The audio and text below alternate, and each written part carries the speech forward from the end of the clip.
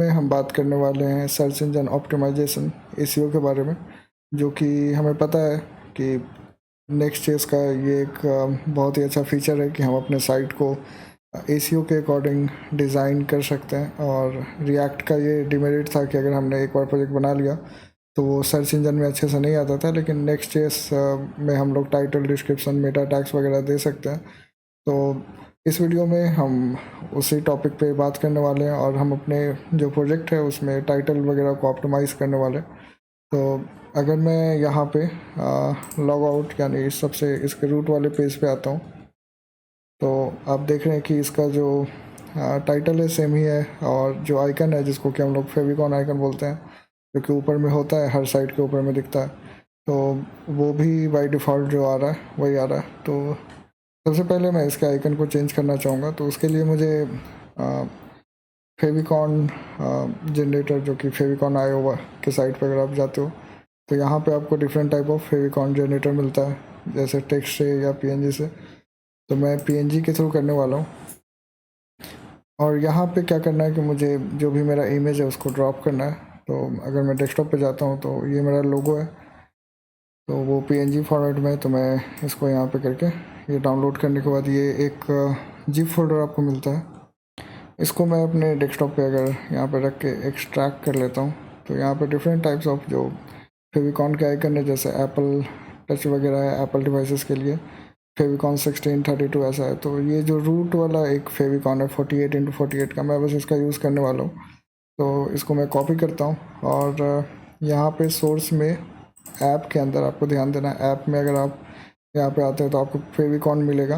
अगर मैं इसको थोड़ा छोटा कर देता हूँ, यहाँ पे आपको फेविकॉन मिलेगा, बस आपको रिप्लेस कर देना है। जैसे आप इसको रिप्लेस करते हो और फिर जब मैं अपने साइट को रिफ्रेश करूँगा, तो आप देख सकते हो कि हमारा जो आइकन है फेविकॉन आइकन वो चेंज हो चुका है। अगर मैं अंदर वाले पेजेस पे भी जा रहा हूँ तो वो आइकन अब चेंज है।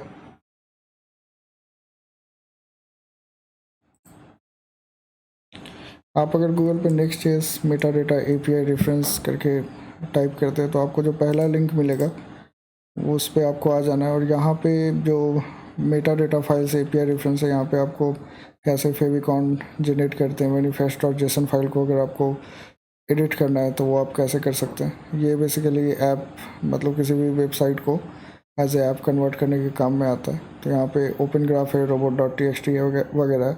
तो सबसे पहले हम लोग robot.txt को यहाँ पे देखने वाले हैं।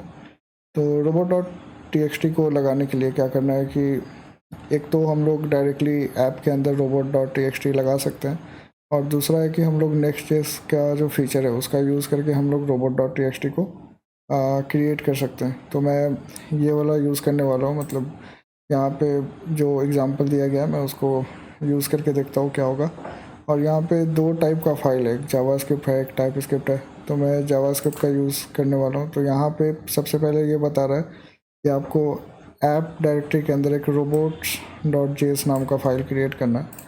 तो हमारा जो ऐप है जहाँ पे लेआउट वगैरह है, तो वहाँ पे मैं एक robots.js नाम का फ़ाइल क्रिएट कर लेता हूँ और इसको मैं कॉपी कर लूँगा।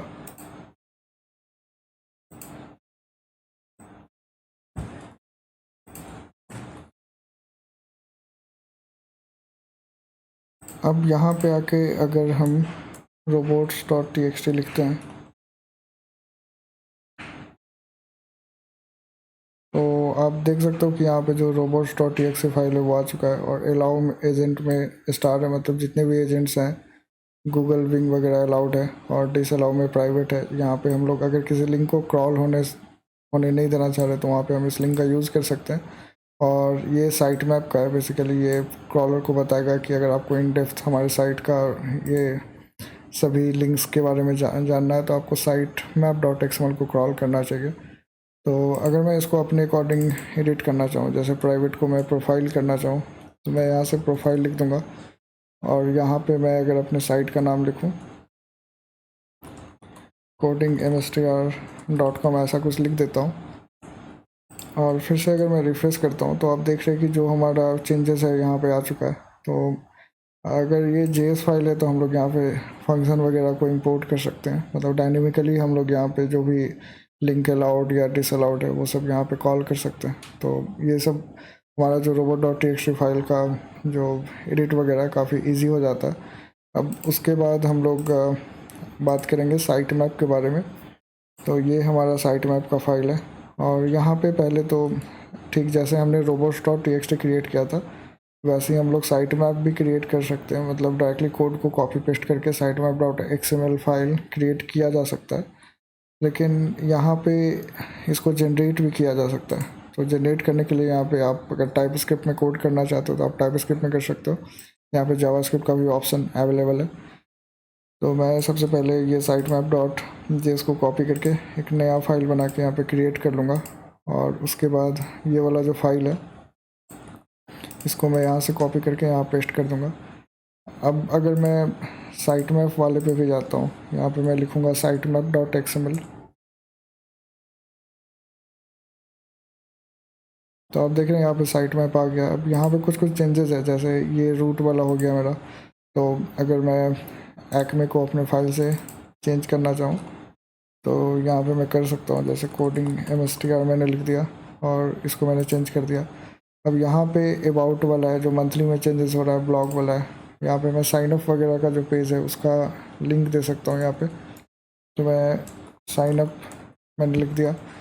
और चेंजिंग फ्रीक्वेंसी अगर ईयरली है, मोस्ट ऑफ द ब्लॉग्स में लोग मंथली ब्लॉग पोस्ट कर रहे हैं तो वो मंथली लिख सकते हैं, वीकली लिख सकते हैं।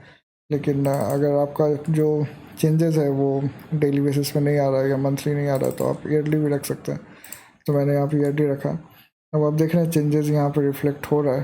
तो यहाँ पे हमने ये सीखा कि robot.txt और साइट मैप वगैरह कैसे इंटीग्रेट करते हैं। उसके अलावा जो इम्पोर्टेंट है वो होता है ओपन ग्राफ। कई बार हमें अपने लिंक को सोशल मीडिया साइट्स जैसे ट्विटर, फेसबुक या फिर व्हाट्सएप वगैरह पे शेयर करना पड़ता है। तो जैसे ही आप साइट को शेयर करते हैं तो आपको दिखेगा लिंक, टाइटल और कुछ इमेजेस वगैरह आता है। तो वो इमेजेस वगैरह ऑटोमेटिकली नहीं आता है, हमें उसके लिए कुछ ओपन ग्राफ लिंक वगैरह लगाना पड़ता है। जैसे अगर आप ये वाले पेज पे आते हो तो आपको यहाँ पे दिया गया है कि आप JPG, PNG, GIF ये 3 टाइप के इमेजेस हैं, उसका आप यूज़ कर सकते हो। और अभी तक शायद WEPP इमेजेस वगैरह का यूज़ नहीं होता है। तो यहाँ पे अगर मैं ओपन ग्राफ पे क्लिक करूँ तो ये दिया है कि आपको हेड के अंदर इसका यूज़ करना है।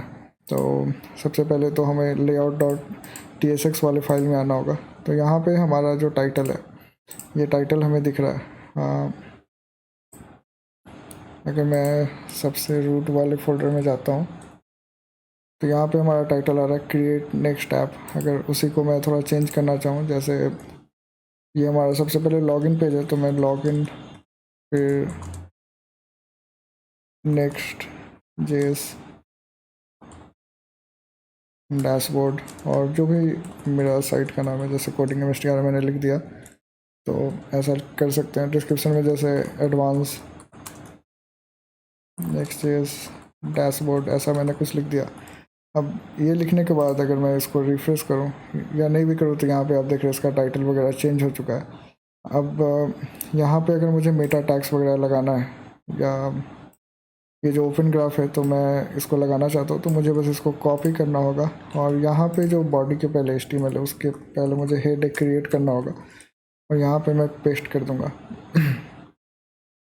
अब जो OG इमेज का टाइप है वो, अब जो भी टाइप है आपका PNG है, JPG है, जो भी आपको यहाँ पे लिखना होगा और हाइट विड्थ यहाँ पे डिफाइन करना होगा, जिसका कि एग्जांपल शायद नीचे है, ये रहा एग्जांपल।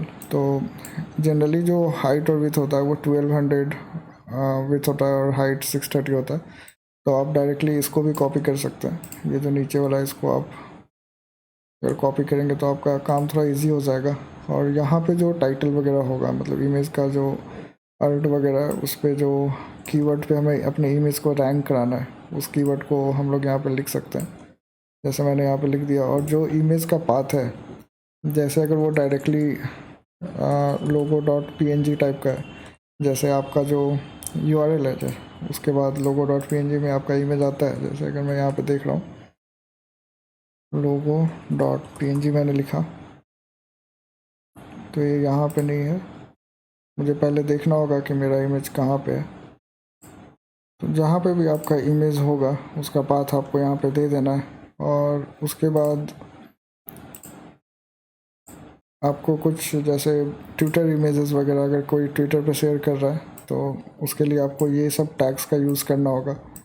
तो मैं अगर इसको नीचे लिखता हूँ तो ये ट्विटर का हो गया, और जो विड्थ और हाइट रहेगा वो ऊपर वाला ही आ जाएगा। इमेज का भी जो टाइप है वो ऊपर वाला आ जाएगा, और ये भी जो कंटेंट का पाथ होगा वो हम सेम इमेज को रख सकते हैं, या आपके ऊपर डिपेंड करता है। अगर आप डिफरेंट इमेजेस का यूज़ करना चाह रहे हैं तो यहाँ पे आप डिफरेंट इमेजेस का यूज़ आप कर सकते हो। अब यहाँ पे है कि ओजी इमेज टाइटल जो कि ऑल्ट वगैरह सेट करना है, तो वो यहाँ से जैसे यहाँ पे एक ऑल्ट है इसका, और इसका भी अगर हम चाहें तो इमेज का अल्टरनेट वैल्यू हम लोग यहाँ पे दे सकते हैं। तो इस तरह से हम अपने साइट में डिस्क्रिप्शन टाइटल वगैरह को अप्लाई कर सकते हैं नेक्स्ट.js में। तो उसके बाद अगर मुझे देखना है लोकल होस्ट पे वो आया है या नहीं आया, तो मैं इसके सोर्स में जाऊंगा, और अगर मैं यहाँ पे ट्विटर इमेज को सर्च करता हूँ तो यहाँ पे आप देख सकते हैं हमारा जो ओजी इमेजेस टाइटल वगैरह है वो अप्लाई हो चुका है। अब अगर मैं साइन इन करता हूँ तो साइन इन करने के बाद जो ऊपर वाला अगर आप देख रहे हैं या एनालिटिक्स पे जा रहे हो तो ये टाइटल वगैरह चेंज नहीं हो रहा है। तो उसके लिए आपको क्या करना है कि जो भी आपका पेज है, जैसे ये साइन अप वाला है, ये साइन अप हो गया, तो इसके अंदर आपको एक layout dot TSX type script create करना पड़ेगा। यहाँ पे मैं टाइप स्क्रिप्ट इसलिए क्रिएट कर रहा हूँ क्योंकि ये जो फाइल है ये पहले से टाइप स्क्रिप्ट है, तो इसमें कुछ चेंजेस ना करना पड़े, इसलिए मैं इसको टाइप स्क्रिप्ट में रख रहा हूँ। अब यहाँ पे हम लोग सेम फाइल को कॉपी पेस्ट कर सकते हैं और उसके अकॉर्डिंग जो भी चेंजेस हैं हम अप्लाई कर सकते हैं। अब ये जो फाइल है वो साइन अप वाला है, तो यहाँ पे मैं लॉगिन को हटा के साइन अप लिख सकता हूँ। तो ये साइन अप का हमारा हो गया। सेम अगर मुझे एनालिटिक्स में करना होगा तो मुझे एनालिटिक्स वाले पेज पे जाना होगा। ये हमारा एनालिटिक्स का पेज है, और यहाँ पे मैं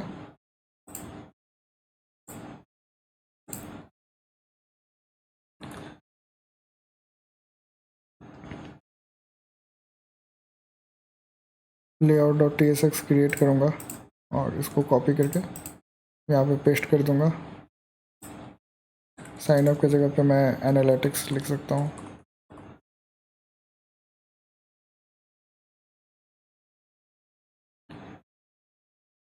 अभी आप देख सकते हैं यहाँ पे global.css इसको नहीं मिल रहा है, तो मुझे यहाँ से global.css निकालना होगा। साइन अप वाले में से भी मुझे global.css को निकालना होगा क्योंकि global.css रूट वाले फाइल पे है, तो यहाँ पे वो अवेलेबल होगा नहीं, तो मैं यहाँ से निकाल देता हूँ। और अभी मैं देख रहा हूँ तो एनालिटिक्स आ गया। वैसे ही डैशबोर्ड पे भी आप चाहे तो लगा सकते हैं। तो अगर मैं डैशबोर्ड पे जाता हूँ तो आप इसके टाइटल को देख सकते हैं, ये चेंज हो रहा है, और अभी हमारा आइकन नहीं आ रहा है। तो अगर मैं रिफ्रेश करूँगा तो ऊपर का जो फेविकॉन आइकन है वो अब आ चुका है।